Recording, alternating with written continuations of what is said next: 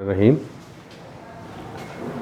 Final account की adjustments के chapter में आज हमने देखना है question number 23 book Sohail Afzal की है और चैप्टर नंबर 11 है।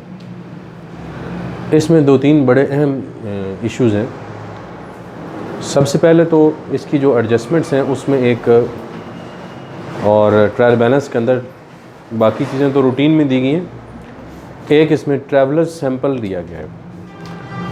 तो क्योंकि ये एक फार्मास्यूटिकल कंपनी का केस है और इसमें जो ट्रैवलर्स सैंपल मीन्स के जो फार्मास्यूटिकल के आपको पता है कि इसके अंदर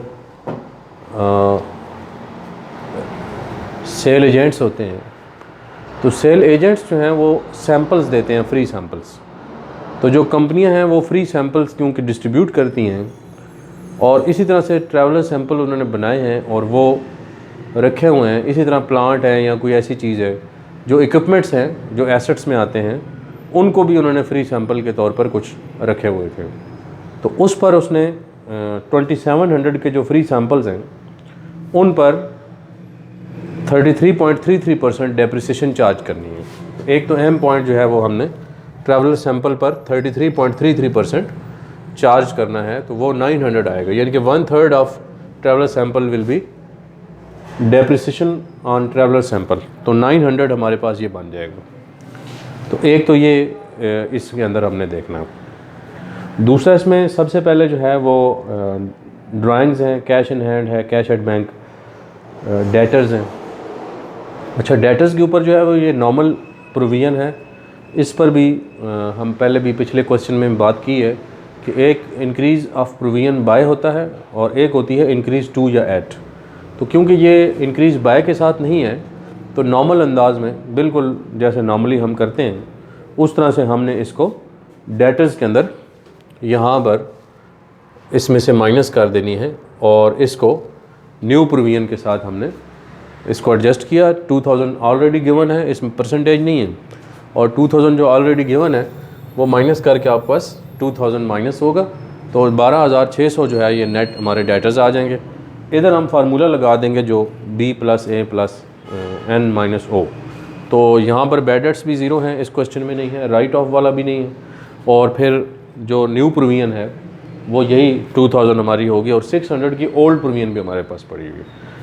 तो न्यू प्रोविजन और ओल्ड प्रोविजन को जब एडजस्ट करेंगे तो आपके पास जो नेट एक्सपेंस बनेगा, जो 600 है पुरानी आपकी आ रही है ना, कैरी फॉरवर्ड हो रहा है, तो वो ट्रायल बैलेंस में गिवन है, तो आपने उसमें से माइनस कर देनी है, ठीक है।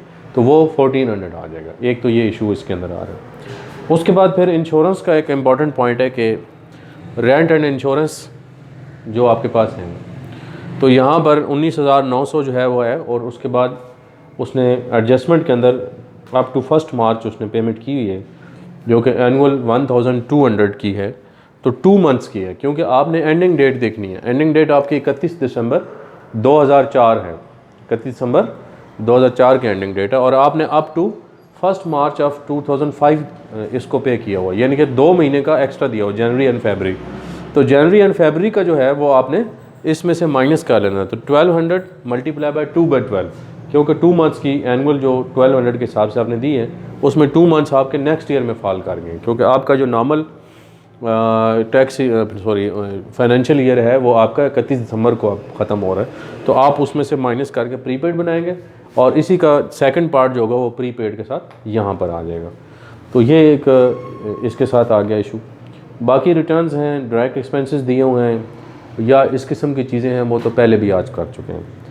अब एक ख़ास बात जो इसमें दी गई है वो पॉइंट नंबर या एडजस्टमेंट नंबर 2 है, जो एबनॉर्मल लॉस की है।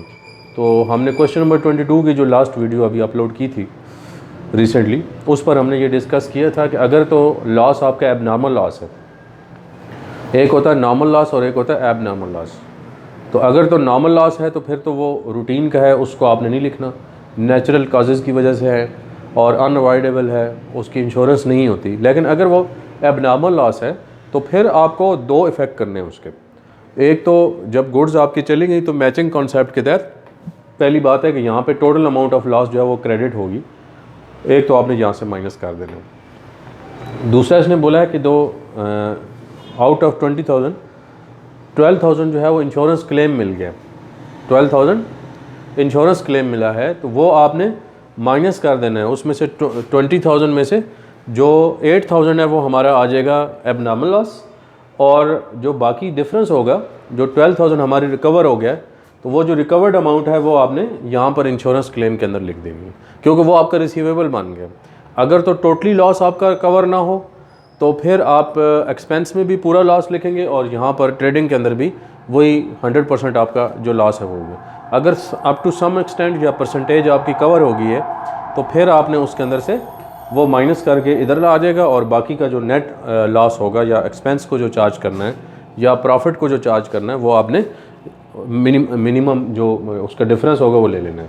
तो अभी आप देखें कि आउट ऑफ 20,000 जो 20,000 का लॉस था उसमें से 12,000 का तो हमारा इंश्योरेंस क्लेम आ गया, और बाकी 8,000 जो है ये यहाँ पर 8,000 जो है वो एक्सपेंस बन गया। तो ये एक इसके अंदर था इशू। उसके बाद बाकी जो है वो इसमें रूटीन की बाकी चीज़ें, एक इसमें और एक्सपेंस है जिसको हम एक्सपेंस तौर पर तो लिखते हैं, लेकिन वो क्योंकि डेफर्ड रेवेन्यू एक्सपेंस का एक कॉन्सेप्ट आता है। डेफर्ड रेवेन्यू एक्सपेंस वो होता है जो इन नेचर तो रेवेन्यू है लेकिन उसको वक्ती तौर पर डेफर्ड कर दिया गया है, एक ऐसी अमाउंट जो कि हैवी अमाउंट है। तो जैसे एक फ़र्स्ट टाइम आपने कोई हैवी एडवर्टीज़मेंट की है या आपने कोई डिस्काउंट ऑन शेयर्स दे दिया है, डिस्काउंट ऑन डिबेंचर्स दे दिया है, तो उनको वक्ती तौर पर या फॉर द टाइम बीइंग आप क्योंकि सारा डिस्पर्स नहीं कर सकते, अगर चार्ज करेंगे तो सारा वो ओवरऑल जो है वो आपका उसमें चला जाएगा, लॉस में चले जाएंगे। तो आपने ओवर द ईयर्स क्योंकि वो बेनिफिट लेने होते हैं, तो उस कॉन्सेप्ट के तहत कि आपका अगर एक फ़र्स्ट टाइम एक हैवी एक्सपेंडिचर हो रहा है तो उसको रेवेन्यू एक्सपेंडिचर की बजाय आप फिर उसको डेफर्ड रेवेन्यू कहते हैं, और फॉर द टाइम बीइंग उसको आप एसेट में लिखते हैं।